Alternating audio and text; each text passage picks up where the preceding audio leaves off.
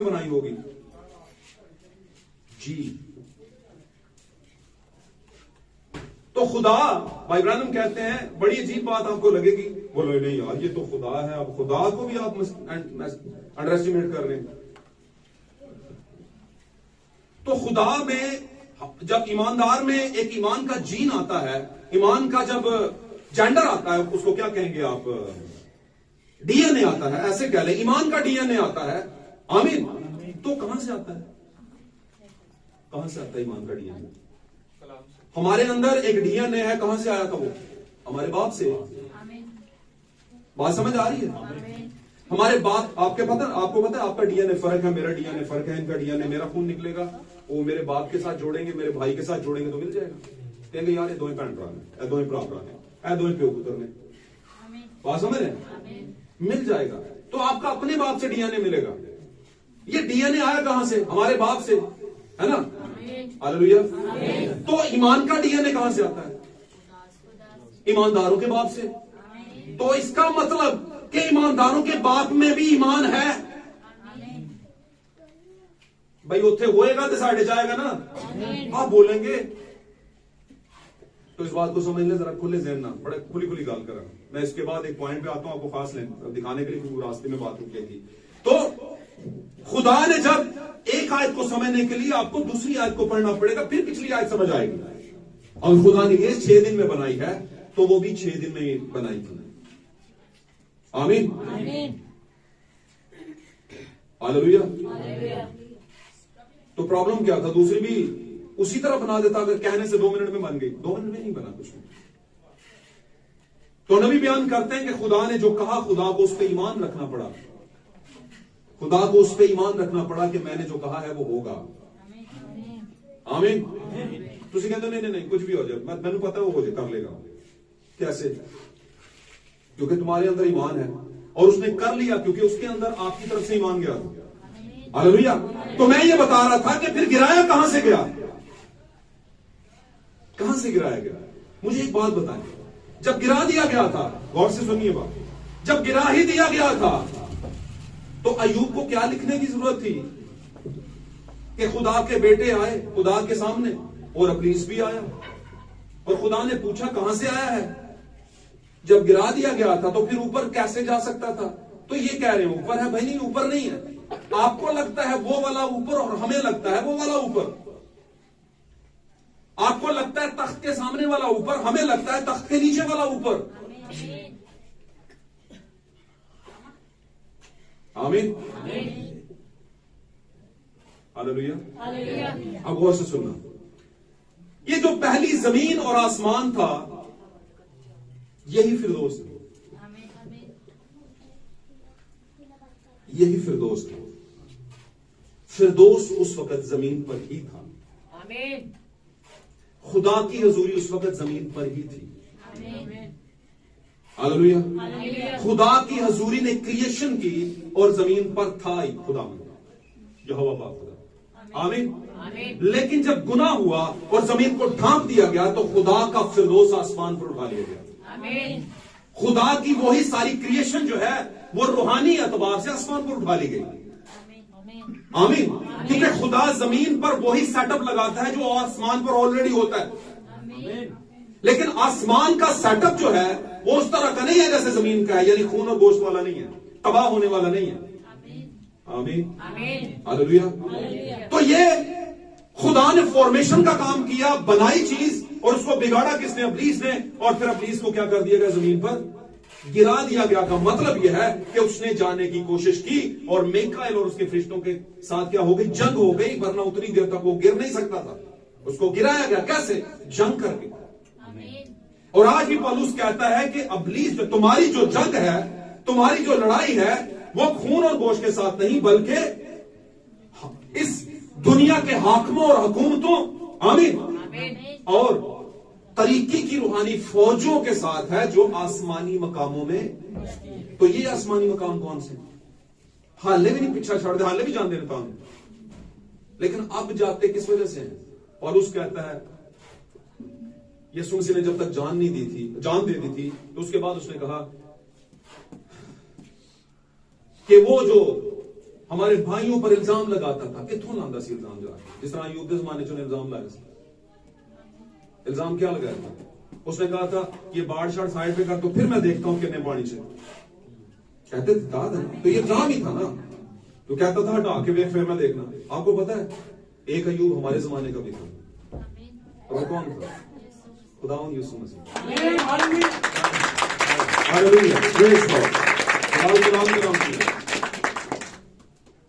हमारे जमाने का अय्यूब, अबलीस को पता था जितनी देर तक बाप इसके अंदर है मैं इसका कुछ कर। तो बाप ने क्या, अच्छा पहला मैं पासे हो जाऊं, फोन कर लो दो बार। हालेलुया।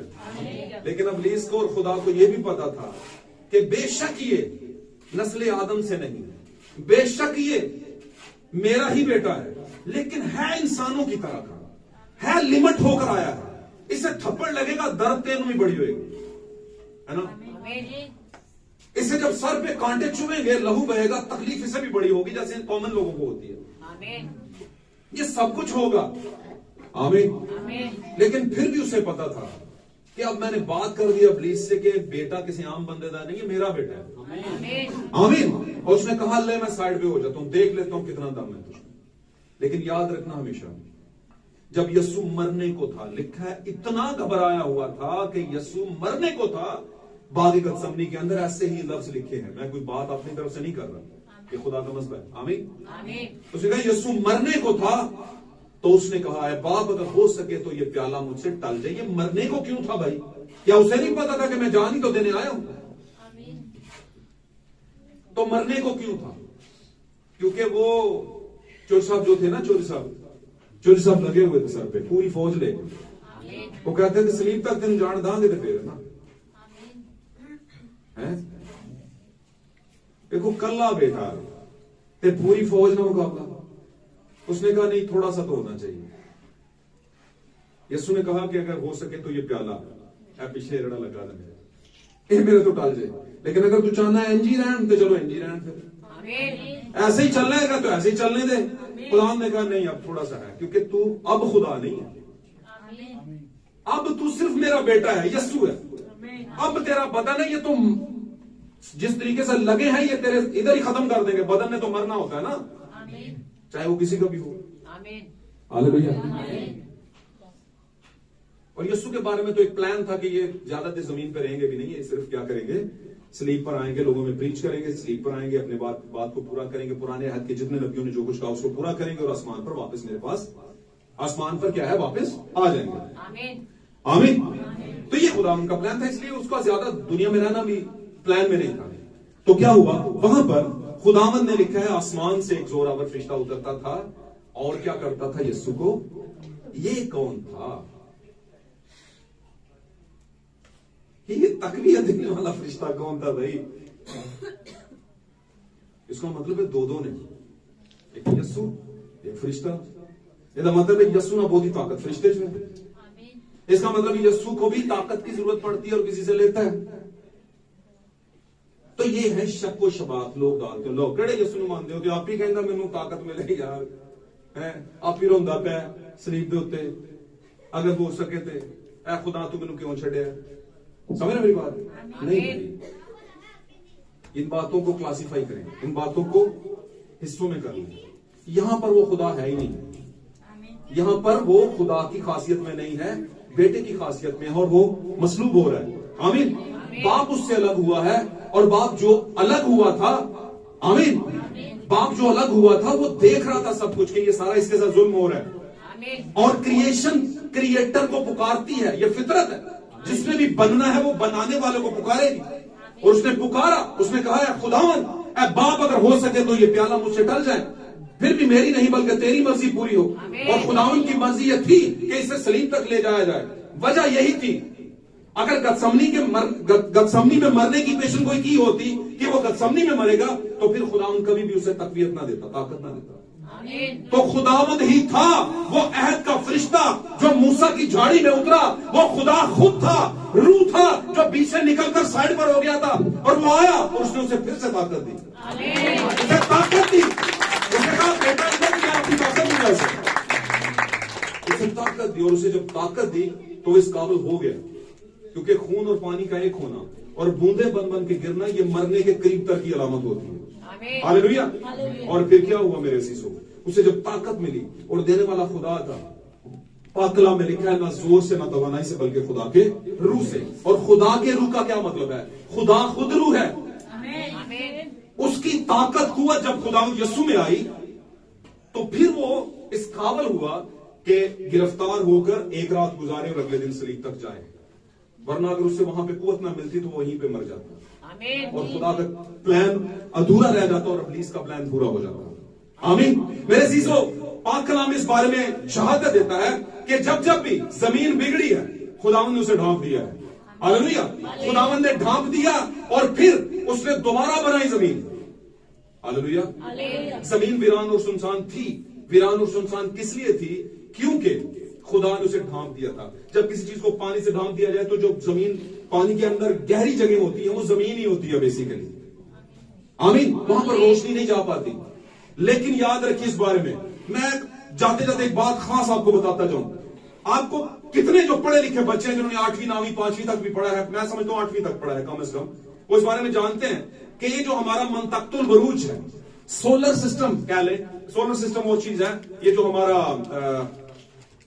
जिसको आप कहते हैं सितारे, आसमान की कायनात है। आसमान ग्लेशियर नहीं, गैलेक्सीज। ओके, गैलेक्सीज है। इसमें कहते हैं कि बहुत से सियारे हैं जो रात को हमें नजर भी आते हैं और चमकते भी हैं। कुछ में चमक है, कुछ में नहीं है, कुछ दूसरों की रोशनी से चमकते हैं। आमीन। और ये हमारी जमीन भी सैयारा है, ये हवा के अंदर है। आमीन। इसको वेरीफाई किया गया है कि ये हवा के अंदर है और ये गोल हालत में। बहुत से लोग इसके बारे में मुख्तलिफ राय रखते हैं, लेकिन चलें। तो चांद पर इंसान जा चुका है और चांद पर भी कुछ रेत है, मिट्टी है, पानी है, कुछ ना कुछ है। आमीन। एक और भी सियारा है जिसे मार्स कहते हैं, मुरीख कहते हैं। क्या कहते हैं? मार्स को उर्दू में मुरीख कहते हैं, अगर मैं गलत नहीं हूं। ओके, लेकिन मुरीख जो है पता है ना सबको, जानते हैं ना मुरीख का सियारा जो कायनात में है। मुरीख के ऊपर भी कायनात बन सकती है। मुरीख के ऊपर भी क्या है? जिंदगी वजूद में आ सकती है। खुदावन चाहता तो इस सियारे के ऊपर जो तबाही हो चुकी थी इसको खत्म ही रहने देता, इसके ऊपर पानी से ढकी ही रहने देता। लेकिन उसने दोबारा इसे ही क्यों बनाया? मुरीख पे क्यों नहीं बना ली? आपको पता है गैर कौमें क्या कहती है? ध्यान में सुनूंगा। गैर कौमों में लोगों की तालीम है कि यीशु मसीह उठाए जाने के बाद मुरीख पर है। वो कहते हैं अब यीशु मसीह जो इनका हिस्सा है वो मुरीख पर बैठा हुआ है आके, और वहीं से उसने आना है। लोग कहते हैं आमीन। मुरीख से नहीं आना उसने। मुरीख पर खुदा का तख्त थोड़ी है। मुरीख पर खुदा का तख्त थोड़ी है। मुरीख तो क्रिएशन है। मुरीख तो क्या है? क्रिएशन। आमीन। लेकिन खुदा का तख्त क्रिएशन नहीं है। अब मुरीख पर खुदा कायनात बना सकता था, जो कि वेरीफाई हो चुका है कि जहां पर चीजें बन भी सकती हैं, कायनात बन सकती है। खुदा ने क्यों नहीं मुरीख पर बनाई? खुद ही तो सियारे बनाए। हर सियारे की इंफॉर्मेशन खुदा को है ना। सियारा में जब कह रहा हूं, कितने लोग समझ रहे हैं सियारा किन्हों कहते हैं? सियारा उस जगह को कहते हैं मेरे अजीजों जो इस कायनात में आपको आसमानों में रात को नजर आती है ना चीजें, ये उड़ते हुए कह रहा हूं, गैलेक्सीज, सितारे चुरमट नजर आता है आपको। ये बहुत से ऐसे हैं सितारे के जिनके ऊपर कुछ सितारे ऐसे हैं जिनके ऊपर जिंदगी रमक सकती है, पैदा हो सकती है। और ये हमारी जमीन भी एक सियारा है जिस पर हमें पैदा किया गया है, खुदा ने किया है। आमीन। तो जब ये जमीन चैप्टर 1 की पहली आयत में सुनसान कर दी गई थी, ढांप दी गई थी इब्लीस की गड़बड़ की वजह से, खुदा ने उसे ढांप दिया था, तो खुदा चाहता तो उसे ढकी रहने देता, तबाह रहने देता। आमीन। मुरीख पर क्यों नहीं बना ली? तो ये सवाल है एक बड़ा खास। हालांकि उसके पास ऑप्शन थे, वो तो कुछ भी कर सकता है, लेकिन उसने फिर भी पानी को अलग क्यों किया, साइड पे करके दोबारा खुशकी को ऊपर क्यों लाया? इसकी एक बड़ी वजह है, और इस वजह के अंदर मेरे और आपके लिए एक मुकाशरा है, और वो क्या है? मेरे अजीजों, खुदा अपने बीज को कभी नहीं छोड़ता। खुदा एक वक्त तक उसे ढांप देता है।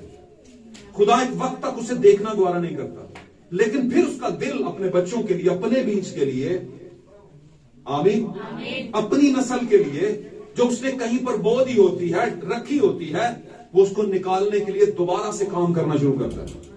आमीन। और उस जमीन के अंदर खुदा का बीज था, हालेलुया, और उसने दोबारा से पानी को हटाया। आमीन। फॉर्मेशन से डिफॉर्मेशन, डिफॉर्म हुआ, और डिफॉर्म से दोबारा से खुदा ने ट्रांसफॉर्म किया, तब्दील किया उसे। आमीन। बिगड़े हुए को क्या कर दिया? तब्दील कर दिया, एक बिगाड़ को ठीक कर दिया। और यह वो मौका था कि 7 दिन में खुदावंद ने क्या कर दी? जमीन और आसमान, 7 दिन में खुदावंद ने क्या कर दिया? दोबारा से इस चीज को क्या कर दिया? बनाना शुरू कर दिया। हालेलुया। 7 दिन में दोबारा से बनाना शुरू कर दिया, और उस बीज को निकाला। और फिर खुदावंद ने कहा कि जो पौधे हैं अपनी अपनी जिन्स के मुताबिक, बीज जो है वो अपनी अपनी जिन्स पैदा करें। आमीन, हालेलुया। मेरे अजीजों, ये सब कुछ हो गया, 7 दिन में कायनात बन गई, और फिर आ गया बिगाड़ने वाला। बिगाड़ने वाला फिर अदन में आ गया। अब बिगाड़ने वाले ने ऐसा बिगाड़ा हुआ है, अदन से शुरू किया, और चलते चलते यीशु मसीह आ गए फिर से दोबारा ट्रांसफॉर्म करने के लिए। सबसे पहले चैप्टर 1 में बनाया, अबलीस ने बिगाड़ा, खुदावंद ने उसे फिर तब्दील किया, फिर तब्दील करने के बाद 7 दिन में बना, उसे तब्दील कर दिया, यानी बना दिया, 7 दिन में तब्दील कर दिया। अब वो तब्दील किए हुए को फिर बिगाड़ने आया, और आदम और हवा के जरिए फिर बिगाड़ दिया। समझ आनी गल दी? जब बिगाड़ दिया, चलते चलते चलते बिगाड़ डाला डाला डाला, यीशु मसीह आ गए। यीशु ने कहा, अच्छा बिगड़े हुए को मैं फिर बना देता हूं, फिर तब्दील कर देता हूं। अपना लहू बहाया, जाते हुए कह गया, यरूशलेम से मत जाना, रूह कुदस आएगा। आमीन। फिर तुम क्या करना? बाप और बेटे रूह कुदस के नाम में बपतिस्मा देना। हालेलुया। और जो बपतिस्मा लेंगे वो निजात पाएंगे। आमीन। तो अब बपतिस्मा से फिर निजात हुई। खुदावंद ने फिर उस बिगाड़ को तब्दील कर दिया और बेहतर कर दिया। अब यीशु मसीह के जाने के बाद फिर लगा हुआ है। जो बपतिस्मा याफ्ता है, जो तब्दील शुदा है, उनको फिर क्या कर दिया? वो बिगाड़ने पे लगा हुआ है। अब बिगाड़ने पे जब लगा हुआ है तो पौलुस ने कह दिया, पौलुस ने क्या कहा? दुनिया की मानद मत बनो, क्योंकि दुनिया की शक्ल क्या है? बिगड़ती जाती है, क्योंकि वो बिगाड़ने वाला तो लगा हुआ है। हालेलुया। तो वो तो रुका ही नहीं। लेकिन याद रखें, अगर वो नहीं रुका तो खुदावंद भी नहीं रुका। आमीन। खुदावंद ने भी क्या कर दिया? खुदावंद ने भी अपना बीज नहीं छोड़ा। उसने कहा, बिगाड़ता जाए जितना मर्जी, मैं भी निकालूंगा जरूर, क्योंकि ये किसका है? मेरा है। हालेलुया। खुदावंद अपनों को नहीं छोड़ता। अब मैं आपको एक बात बताता हूं। यीशु मसीह ने एक वादा किया था, बड़ा खूबसूरत वादा, बड़ी अच्छी बात, बड़ी कम बातें अब मैं करूंगा। यीशु मसीह ने एक बात कही कि इब्ने आदम खोए हुओं को ढूंढने, और ये कब खो गए थे? कब खो गए थे? अदन में से।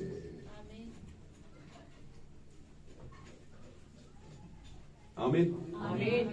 ये खो गए थे अदन में, और ढूंढने आया हूं। खोए कब जाते हैं? क्योंकि किसी का कोई होता है तो उसे ढूंढता है ना, वो खो जाता है और उसे ढूंढता है। आमीन। अब थोड़ा सा कुछ बातों को अपना थोड़ा सा रूहानी तौर से बड़े हो जाए, समझे इन बातों को। कुछ लोग कहते हैं हमें लेके पाला गया है, हम ले पालक हैं, है ना बाइबल में आया, हमें ले पालक होने का हक दिया गया है। क्या ख्याल है? तो कितने जानते हैं कि हम ले पालक? कितने समझते हैं हम ले पालक?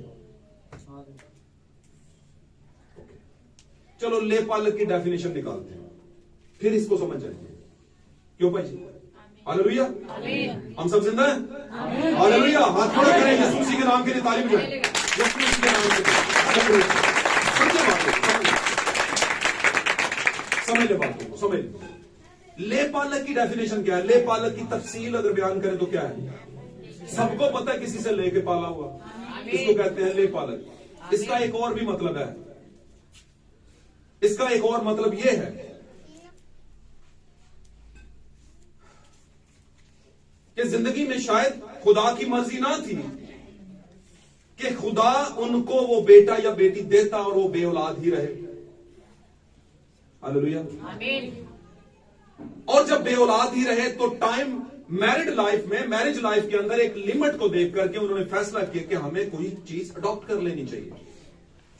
सॉरी, चीज कह दिया, कोई बच्चा अडॉप्ट कर लेना चाहिए, माफी के साथ।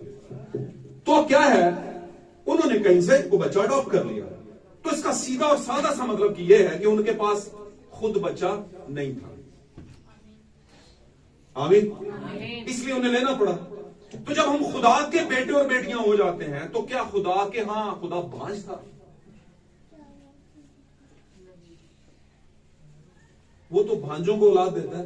आमीन। जो भांज होते हैं, मर्द हो औरत हो कुछ भी हो, डॉक्टर की मेडिकल जुबान में से ये कहते हैं भांज। मर्द भी भांज हो सकता है, औरत भी भांज हो सकती है, बस ठीक है। दुनिया में कुछ भी हो सकता है। क्यों जी सर? लेकिन खुदा के साथ ये हो तो फिर तो यार बड़ा मतलब मामला अजीब सा है। तो खुदा तो भांज नहीं है। आमीन। तो खुदा अगर भांज नहीं है तो इसका मतलब उसके बच्चे हैं। तो उसके बच्चे किसमें थे? उसके बच्चे किसमें थे सबसे पहले? ओके, पर किस फॉर्म में? लोगास फॉर्म में।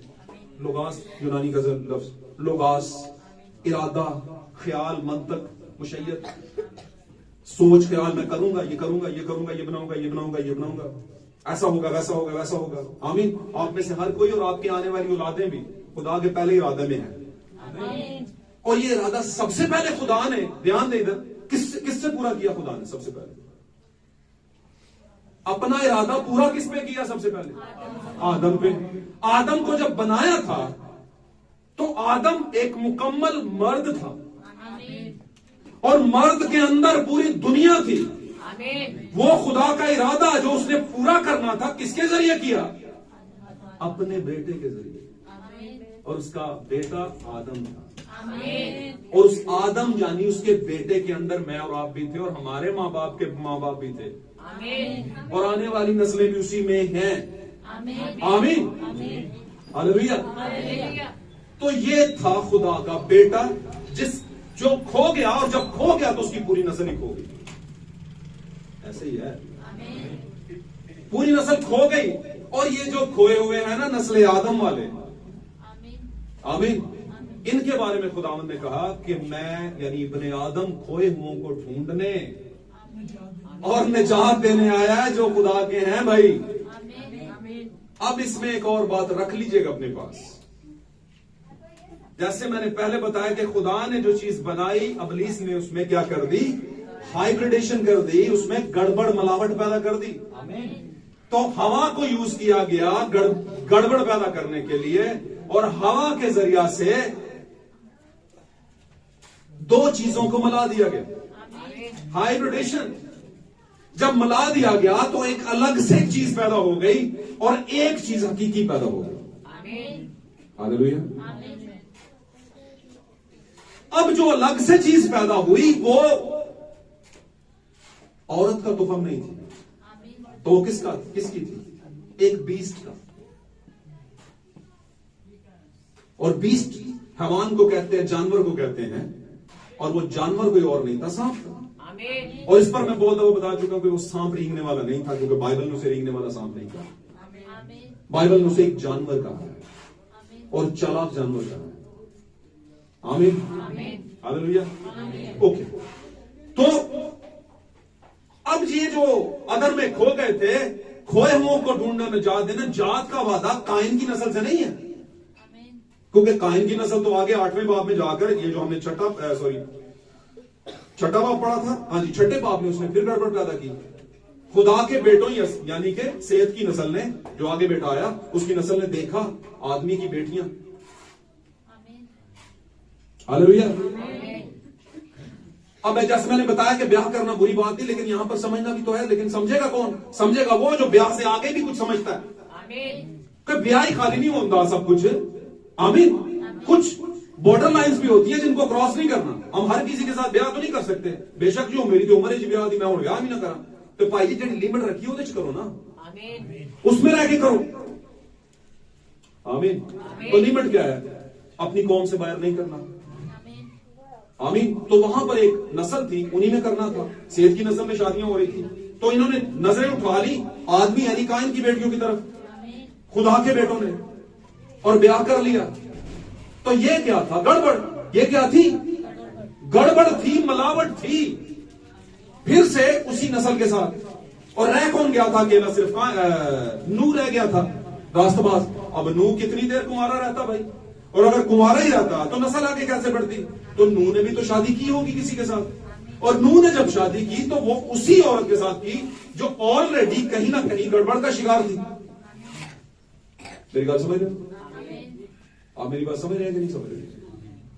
अब जिससे नूह ने शादी की उससे 3 बच्चे पैदा हुए, सम, हाम और भाई ब्रानम कहते हैं ये 3 तरह के बिलीवर्स हैं।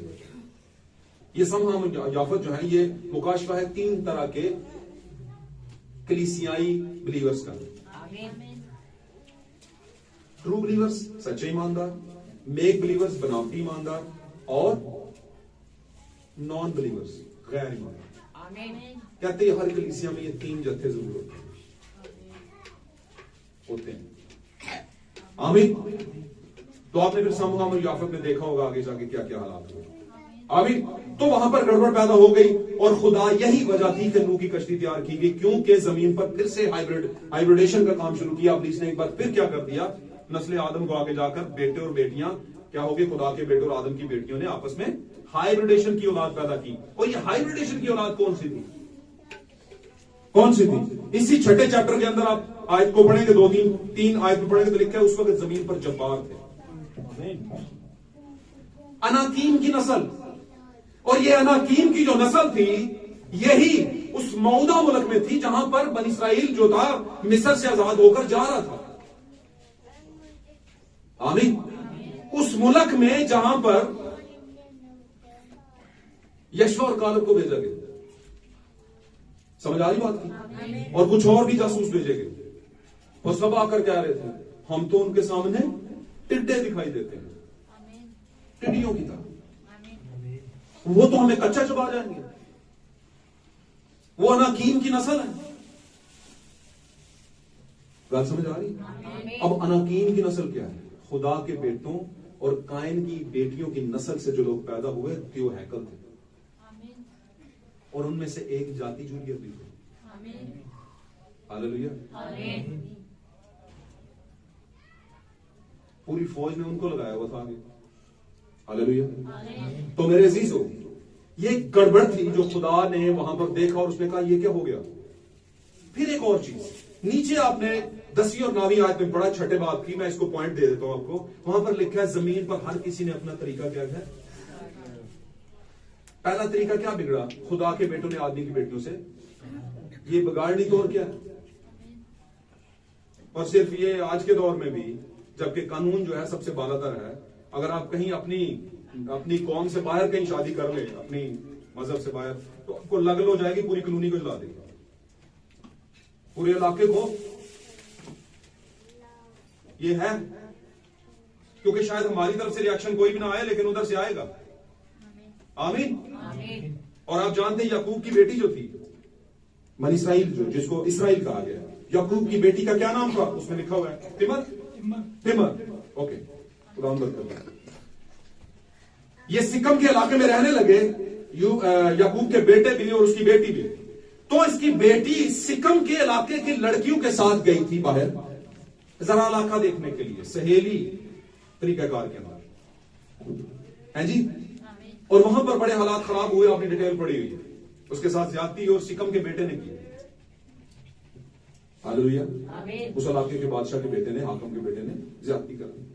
और ज्यादती करने के बाद वो जब घर आई और उसके भाइयों को पता चला तो बड़े गजबनाक हुए। जब वो चरवाहे थे वो आए वापस, तो याकूब ने उनको बैठा के बात की, और जब उन्होंने बात की तो दूसरी कौम के लोग उनके घर आ गए, और चूंकि वो पावर में थे, ये उनके मुल्क में रह रहे थे, उन्होंने कहा कि